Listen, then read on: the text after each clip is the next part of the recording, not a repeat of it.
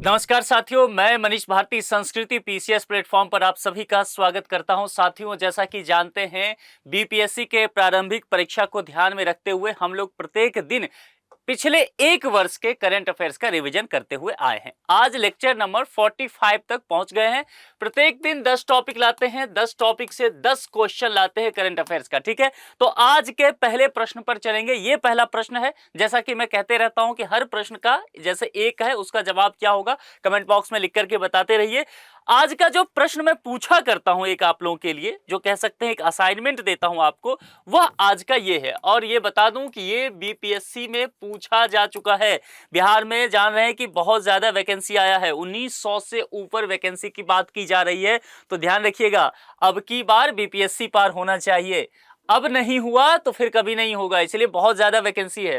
तो ध्यान से एक एक चीज, एक एक पहलू को कंठस्थ करके जाइए। अभी भी 2 महीना समय है, और 2 महीना समय जो होता है अपनी किस्मत को बदलने के लिए काफी होता है, प्रीलिम्स क्वालिफाई करने के लिए। तो ढंग से तैयारी करना है। इसलिए बीपीएससी का प्रश्न पूछा गया है, तो देख लीजिए क्या पीवाईक्यू पर आपकी कितनी पकड़ है। टॉपिक क्या है, प्रश्न देखिए। किससे मुक्ति दिलाने के कारण चंद्रगुप्त मौर्य को भारत का मुक्तिदाता कहा जाता है? बाकी चीजें छोड़ दीजिए, स्टेटमेंट मत ध्यान दीजिए। चंद्रगुप्त मौर्य को मुक्तिदाता क्यों कहा जाता है, प्रश्न ये है। बस ध्यान रखना है कि कीवर्ड को समझना है, बाकी स्टेटमेंट से कोई मतलब नहीं। यहां पर लिखा हुआ है, कमेंट बॉक्स में लिख करके बताइए। फटाफट चलते हैं आज के पहले टॉपिक के पास कि पहला टॉपिक हमारा क्या कहता है, किस क्वेश्चन के साथ हम आए हैं। चलिए यहां पर देखते हैं। इस प्रश्न का जवाब यदि समझ में आ गया हो तो फटाफट लिख के बताइए। हाल ही में केंद्रीय शिक्षा मंत्रालय के अधीन स्कूली शिक्षा एवं साक्षरता विभाग ने सभी राज्यों के डाइट गतिविधियों की रैंकिंग जारी की है। इस रैंकिंग में बिहार का कौन सा स्थान है? बिहार का स्थान पूछा गया है। केंद्रीय शिक्षा मंत्रालय, स्कूली शिक्षा एवं साक्षरता विभाग ने राज्यों के डाइट गतिविधियों के लिए इतने कीवर्ड होने वाले हैं। यहां पर देखिए, केंद्रीय शिक्षा मंत्रालय के अधीन स्कूल शिक्षा एवं साक्षरता विभाग ने सभी राज्यों के डाइट की गतिविधियों के आधार पर अक्टूबर की रैंकिंग जारी की है। किस महीने की? अक्टूबर की। ठीक है, यानी कि पिछले साल की बात किया गया है, जिसमें बिहार शीर्ष 3 राज्यों में शामिल है। पहले भी एक बार मैं इस टॉपिक को बताया हूं कि बिहार जो है इन मामलों में बहुत बेहतर प्रदर्शन करता हुआ दिखा है। तो बिहार शीर्ष 3 राज्यों में शामिल है। इसमें जो है आपसे यह पूछा जाएगा कि अगर बिहार शीर्ष 3 में है तो समझिए, यानी कि तीसरे नंबर पर बिहार है, तो भैया पहले नंबर पे कौन है? तो पहला पोजीशन जो है वह केरल को मिला है। यह भी पूछा जा सकता है कि दूसरे, क्योंकि आजकल दे देता है, थोड़ा पैटर्न बीपीएससी का चेंज हुआ है, तो अवरोही क्रम आरोही क्रम सजाने दे सकता है कई राज्यों का नाम देकर के, तो आपको पता होना चाहिए। महाराष्ट्र को लेकर के आप चलेंगे, महाराष्ट्र जो है वह दूसरे नंबर पे नजर आ रहा है और तीसरे पर अपना बिहार है।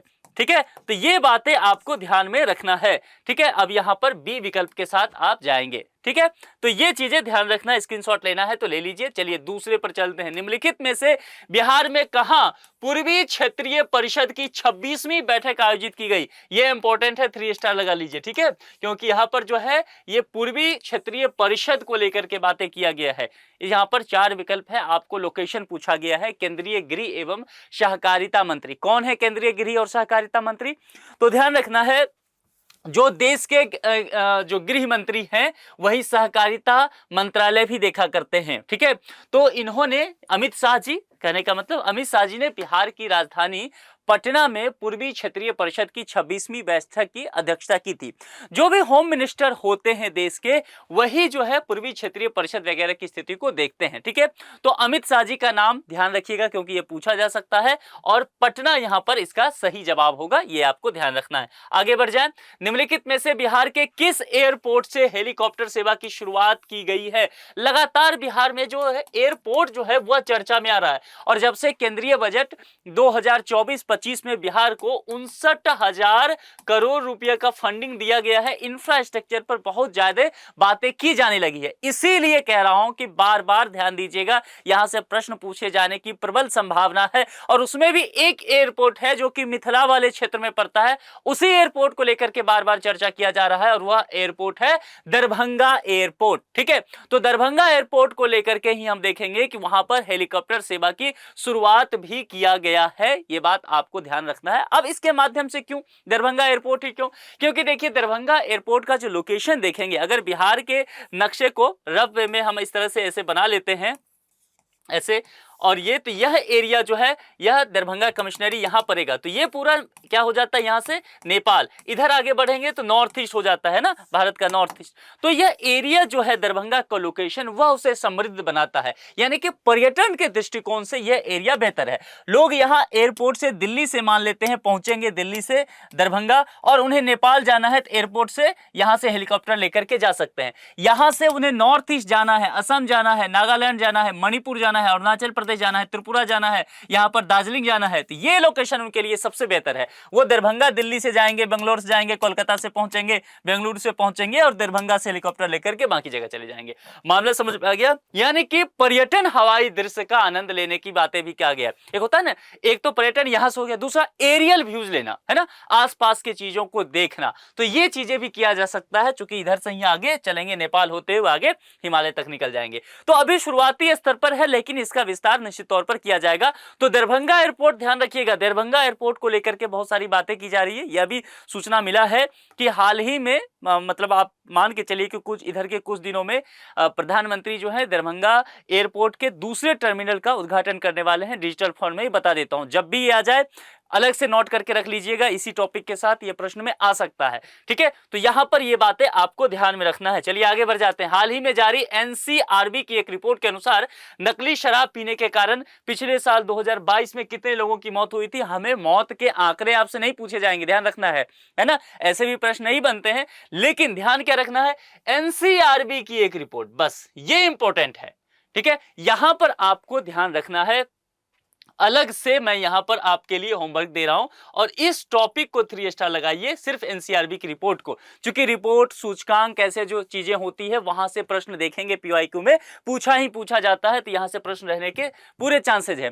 नकली शराब, बिहार में आप जानते हैं शराबबंदी है, ठीक है, इसीलिए इस तरह के टॉपिक जो है चर्चा में रहेगा। अब यहां पर देख लीजिए, एनसीआरबी 2022 की रिपोर्ट आई थी, और इस रिपोर्ट में कुछ चौंकाने वाले खुलासे हुए थे। आप जानते हैं बिहार में शराबबंदी है, अवैध और नकली शराब से जुड़े मामले बिहार में लगातार फिर भी आ रहे हैं, और ऐसे मामले बताया गया कि तकरीबन जो है एनसीआरबी 2022 की रिपोर्ट कहता है कि ऐसे 29 मामले आए हैं जिसमें यह देखा गया है कि बहुत सारे लोग जो हैं जहरीली शराब पीने से, नकली शराब पीने से लोगों की मौत भी हुआ है। लेकिन अब देखिए एक मामला, मौत का आंकड़ा जो है वह बहुत अधिक बढ़ता जा रहा है, और तकरीबन यह देखा गया है, एनसीआरबी 2022 की रिपोर्ट कह रहा है कि बिहार में नकली और जहरीली शराब पीने से 134 लोगों की मृत्यु अभी तक हो चुकी है। तो यहां पर ये जो 2022 का आंकड़ा है वह ये वाला है, तो ये आपको ध्यान रखना है। एनसीआरबी की रिपोर्ट जो बिहार में शराब को लेकर के आया है वह अलग से आप मुझे कमेंट करके बताएंगे कि उसमें क्या विस्तृत तौर पर बातें कही गई है। राष्ट्रीय अपराध रिकॉर्ड ब्यूरो, अगेन फिर से ये इंपॉर्टेंट होने वाला है। वहां एनसीआरबी का मैंने शराब वाला रिपोर्ट कहा था, यहां पर ये देख लीजिए ये चीजें फिर से। ठीक है, तो एनसीआरबी की हालिया रिपोर्ट के अनुसार बिहार में किस स्थान पर पिछले साल सबसे ज्यादा सड़क दुर्घटनाएं दर्ज की गई। मैंने पहले भी कहा, रिपोर्ट में बिहार से संबंधित जो भी बातें की गई है सब आपको ध्यान में होना चाहिए। अगर यहां सड़क दुर्घटनाएं के लेकर के बात किया गया है तो आपको यह भी देखना पड़ेगा कि बिहार के अलावा किन किन राज्यों में अधिक जो है सड़क दुर्घटना हुआ है। देखिए एनसीआरबी के रिपोर्ट का अगर देखेंगे और 2022 का जो रिपोर्ट है उसके आधार पर अगर कहा जाए तो धार्मिक स्थलों के पास सबसे ज्यादा सड़क दुर्घटना हुआ है। अब यह पर ध्यान रखिएगा, यह आपसे विकल्प में पूछा जा सकता है, पीसीएस में ऐसे प्रश्न आ रहे हैं। बिहार के पीवाईक्यू को देखिए, यह पूछा जाएगा कि क्या धार्मिक स्थल के आसपास, यह पूछा जाएगा कि पर्यटन स्थल के आसपास, यह पूछा जाएगा कि क्या राष्ट्रीय राजमार्ग पर हो रहा है, ठीक है, या फिर ग्रामीण सड़कों पर हो रहा है। अब आपका ध्यान, आप सोच के देखिए कि आपका ध्यान कहां जाएगा। आप कहेंगे धार्मिक स्थल पर कैसे ज्यादा सड़क दुर्घटना होगा, पर्यटन स्थल पर भी नहीं होगा, जरूर ये हाईवे पे हुआ होगा, और हाईवे पर टिक मार के आएंगे। तो ऐसे कई चीजों का ना हम क्या करते हैं, अपने हिसाब से गेस करने लग जाते हैं और गलत होता है, जबकि ये पूरी तरह से कंक्रीट है। ये बातें रिपोर्ट के आधार पर है। एनसीआरबी की रिपोर्ट के आधार पर 2022 में बताया गया है कि जो धार्मिक स्थल है वहां पर सबसे ज्यादा हो रहा है दुर्घटना, सड़क दुर्घटना। तो ये ध्यान रखना है, इसीलिए भावुक होकर के जवाब नहीं देना है। इन घटनाओं में कहा गया है कि 2995 लोगों की जान चली गई। कितना? 2995 लोगों की जान गई है। ये बिहार से आंकड़ा है, और एक बात समझ लीजिए, ये आंकड़ा जो बिहार का है वह देश में सबसे अधिक है। तो मैंने कहा कि भैया दूसरे राज्यों की स्थिति भी जान लीजिए, तो बिहार के बाद दूसरे नंबर पे कौन सा आ रहा है? अपना पड़ोसी राज्य जो है यूपी आ रहा है। झारखंड अपना पड़ोसी ही है, हमसे ही अलग हुआ है, झारखंड का नंबर आ रहा है। साउथ इंडिया का राज्य जो है तमिलनाडु उसके बाद आ रहा है, इसके बाद जो है एमपी आ रहा है, और एमपी के बाद जो है वह महाराष्ट्र आ रहा है। तो ये सारा हायरार्की भी आपको पता होना चाहिए। बिहार यहां पर है, समझ गए? ये दे देगा राज्यों का नाम और ये पूछ लेगा आपसे, और देखिएगा आपको ऐसे ही प्रश्न मिलेंगे, इसीलिए ध्यान से सभी चीजों को देखिए। फिर से बता रहा हूं, एनसीआरबी 2022 की रिपोर्ट बिहार को लेकर के आया है, अच्छे से तैयार करके जाइएगा, प्रश्न बनने की पूरी संभावना यहां से रहेगा। चलिए, हाल ही में जारी अपराध रिकॉर्ड ब्यूरो एनसीआरबी की एक रिपोर्ट के अनुसार दहेज के लिए महिलाओं की हत्या के मामले में बिहार का कौन सा स्थान है? 3-4 क्वेश्चन, 3-4 टॉपिक तो मैं यही दे दिया। सड़क दुर्घटना आपको दे दिया, शराब पीने की स्थिति दे दिया, दहेज वाला मामला दे दिया। ठीक है, तो मैं बार बार हिंट दे रहा हूं कि ऐसे प्रश्न आएंगे, इसीलिए रिपोर्ट के आधार को हमने कुछ क्वेश्चन में तब्दील कर दिया है, बाकी आपको तैयार करना है। महिलाओं की हत्या के मामले में बिहार में कौन सा स्थान है? दहेज के संबंध में आपको लेकर के बातें कहा गया है। देखिए, ये भी रिपोर्ट जो है वह एनसीआरबी की 2022 के लिहाज से बनाया गया है। बिहार में लगातार इस तरह की घटनाएं देखी जा रही है कि लाख कोशिश करने के बाद भी तमाम तरह के दहेज उत्पीड़न को रोकने के लिए, रोकथाम के लिए विभिन्न तरह के कानून बनाए गए हैं। इसके बावजूद भी चीजें सही होती हुई नहीं नजर आ रही है, और बिहार में ये चीजें देखा जा रहा है। हालांकि एक बात समझ लीजिए, बिहार में रिपोर्ट यह कहता है कि बाल विवाह की स्थिति में सुधार आया है, लेकिन दहेज वाली स्थिति में सुधार अभी भी नहीं आया है, और दहेज उत्पीड़न में महिलाओं की जो मृत्यु हो रही है उसमें बिहार अभी भी पूरे देश में दूसरे स्थान पर है, यही ये रिपोर्ट कह रहा है। इसीलिए स्थिति बहुत ज्यादा खराब है। तो यहां पर विकल्प बी होगा। आपको होमवर्क दे रहा हूं कि इसमें आप बताइए कि दूसरे पर बिहार है तो पहले पर कौन है और तीसरे पर कौन है। कम से कम 3 तैयार करके रख जाइए, उसके बाद जो है आप अगर एग्जाम में प्रश्न आता है तो आप उसको सही कर ले जाएंगे। ठीक है, चलिए 7वें पर, तमिलनाडु में आयोजित खेलो इंडिया प्रतियोगिता के 1500 मीटर दौड़ में बिहार की किस खिलाड़ी ने स्वर्ण पदक जीता? स्पोर्ट्स से संबंधित है और बिहार से संबंधित है, और ये जो है इस लिहाज से पीवाईक्यू में देखेंगे तो स्पोर्ट्स से ज्यादा प्रश्न आते रहे तो आपके लिए इंपॉर्टेंट है, इसको सही से तैयार करके जाइए। देखिए, अब यहां पर क्या पूछा गया? खेलो इंडिया प्रतियोगिता, और 1500 मीटर दौड़ में बिहार हिंट आपके लिए है, और तमिलनाडु में इसका आयोजन हुआ। तो कुछ बातें तो प्रश्न में ही जवाब है। यह भी तो पूछा जा सकता है कि इसका आयोजन कहां होगा, कई राज्य का विकल्प दे देगा तो तमिलनाडु है उसका। ठीक है, खेलो इंडिया प्रतियोगिता को लेकर के बातें किया गया है। देखिए, खेलो इंडिया यूथ गेम्स में 1500 मीटर दौड़ में बिहार की दुर्गा सिंह ने स्वर्ण पदक जीता है। किसने जीता है? दुर्गा सिंह ने, नाम यहां पर है और स्वर्ण पदक यहां पर लिखा गया है, यहां पर आप देख रहे हैं। दुर्गा ने यह दौड़ जो है तकरीबन 4 मिनट 29 सेकेंड में पूरा कर लिया था। इस दौड़ में दुर्गा जो है स्वर्ण मीट रिकॉर्ड भी इन्होंने बनाया है। तो ये बातें आपको यहां पर ध्यान रखना है। चलिए 8वें पर चलते हैं।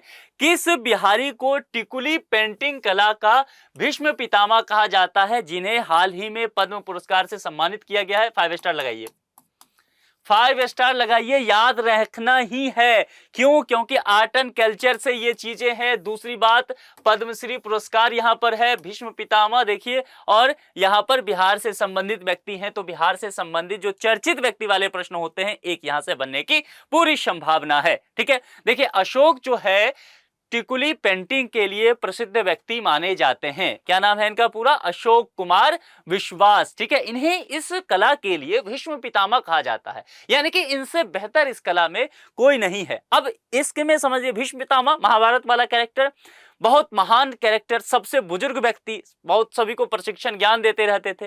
तो अशोक कुमार विश्वास के क्या क्यों कहा जा रहा है भीष्म पितामह? इन्होंने अभी तक कहा जाता है कि ये तकरीबन 8000 बच्चों को या लोगों को ऐसे कह सकते हैं, इन्होंने ट्रेनिंग दी है इस पेंटिंग की। 8000, यानी कि इनके पास जो क्वालिटी है, ये जो टिकुली पेंटिंग की क्वालिटी है, इसको ये आगे बढ़ा रहे हैं। मामला समझ में आ गया? 67 वर्षीय जो है ये, इनका उम्र अब ये हो चुका है, बिहार से ही रहने वाले हैं। यह मोस्ट इंपॉर्टेंट है।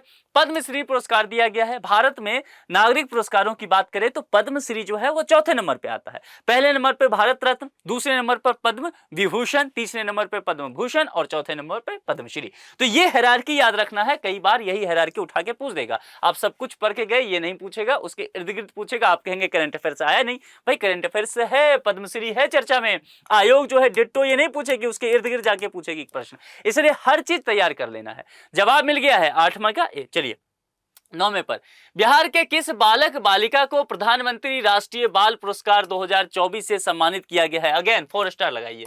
ऐसे प्रश्न आ रहे हैं। ठीक है, तो इस प्रश्न को छोड़ करके नहीं जाना है। बिहार के जो है मोहम्मद हुसैन को साल 2024 के लिए, यहां पर ध्यान दीजिए ए विकल्प है ना, साल 2024 के प्रधानमंत्री राष्ट्रीय बाल पुरस्कार से सम्मानित किया गया। और ये किस क्षेत्र में किया गया ये इंपॉर्टेंट है। ठीक है, तो इनको जो है वह आर्ट एंड कल्चर के लिए, कला एवं संस्कृति, ठीक है, ये ध्यान रखना है क्योंकि यहां से प्रश्न बन सकते हैं कि किस क्षेत्र के लिए, तो कला एवं संस्कृति के लिए इन्हें यह पुरस्कार दिया गया। जवाब ए है। चलिए अब आखिरी पर चलते हैं। 28 जनवरी 2024 को नीतीश कुमार ने कौन सी बार बिहार के मुख्यमंत्री पद की शपथ ली? आप जान रहे हैं नीतीश चाचा जो है इधर से उधर कई बार जा रहे हैं। फिर जो है ये 9वीं बार अगर कहें गिनती के आधार पर, तो ये एनडीए के साथ मतलब आए हैं और 9वीं बार जो है बिहार के सीएम बने हैं। तो यहाँ विकल्प में है 9वीं बार, बी में है। चलिए 9वीं बार, तो ध्यान रखिएगा फिर से ये मुख्यमंत्री बने हैं। पिछले कई वर्षों से हो रहा है, सत्ता में कोई पार्टी इधर उधर जाए लेकिन बीच की जो चीफ मिनिस्टर वाली कुर्सी है उस पर नीतीश चाचा ही होते हैं। ठीक है, तो देखिए यहाँ पर ये शपथ ग्रहण भी कर रहे हैं। इस प्रश्न का जवाब, किससे मुक्ति दिलाने के कारण चंद्रगुप्त मौर्य को भारत का मुक्तिदाता कहा जाता है? 4 विकल्प में से जो भी सही लगे कमेंट बॉक्स में लिख करके हमें बताइए। बहुत कम समय है बीपीएससी के लिए, फिर से बता देता हूं, तो प्लीज सीरियस हो जाइए। बहुत वैकेंसी है, इतनी वैकेंसी नहीं आती है कभी। कितनी वैकेंसी बिहार में आता है? 400, 500, 600, 700 बहुत हो गया। वैकेंसी 2000 के आसपास है, 1950 के आसपास है ना। एग्जैक्ट आंकड़ा कितना है वैकेंसी का आप लोग मुझे बताएंगे कमेंट करके।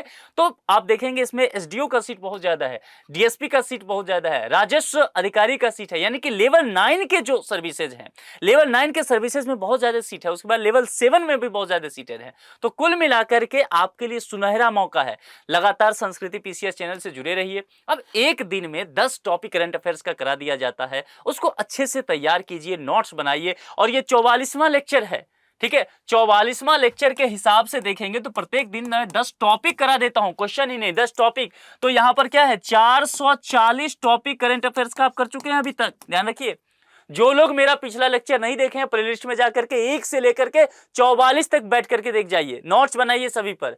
क्योंकि थोड़ा सा कम मेहनत कर देने पर भी आप जो है बहुत सारा अचीव कर सकते हैं। तो जब हम आपके लिए इतनी सारी मेहनत करके ला ही रहे हैं तो आपको अलग से कुछ करने की आवश्यकता नहीं है, कुछ भी नहीं छूटेगा। आप लोगों का ही डिमांड था कि सर पैन इंडिया का करंट अफेयर्स करा दिए, अब जो है जल्दी से आप बिहार स्पेशल करंट अफेयर्स करा दीजिए। तो लो भैया, बिहार का करंट अफेयर्स आ रहा है, तो तैयार करो आप इसको। जो क्वेश्चन मैं पूछ रहा हूं वो सारे क्वेश्चन पीआई क्यों है कई बार, तो वो सब आप कमेंट में लिखो ताकि आप एक्टिव रहो। कुल मिलाकर के आपकी जो अध्ययन अध्यापन है उसमें हमारे तरफ से संस्कृति आईएएस की तरफ से कुछ मदद हो जाता है, तो भाई हमारे लिए ये अच्छी बात है। इसलिए अच्छे से तैयारी करते रहिए। बहुत बहुत शुभकामनाएं, लगे रहिए। और चैनल को अभी तक सब्सक्राइब नहीं किया है तो सब्सक्राइब कीजिए।